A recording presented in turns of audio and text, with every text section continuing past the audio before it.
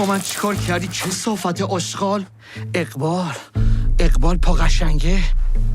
خدا تعالی اسمش گوشم هم نخورده.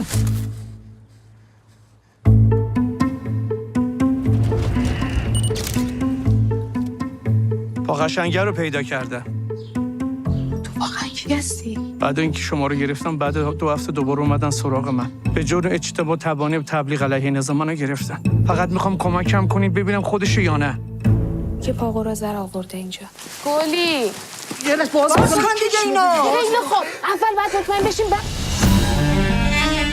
تنها کسی که میتونه بگه خودش ایرانه حمیده. چند نفر مگه تو این شهرن که پای راستشون تو همونجا مسئول باشه؟ حق نداره بهش دست بزنه. تا وقتی نگفته اقبال کسی حق نداره دست.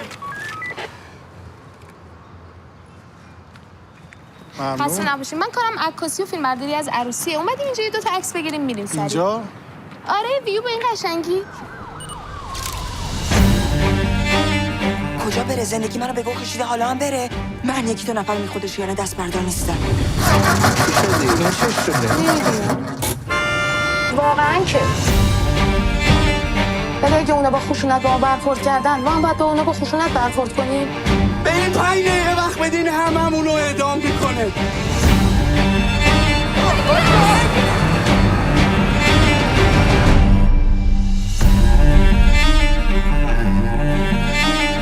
از صبح که دیدمتون فهمیدم یه دونتون این کاره نیستیم.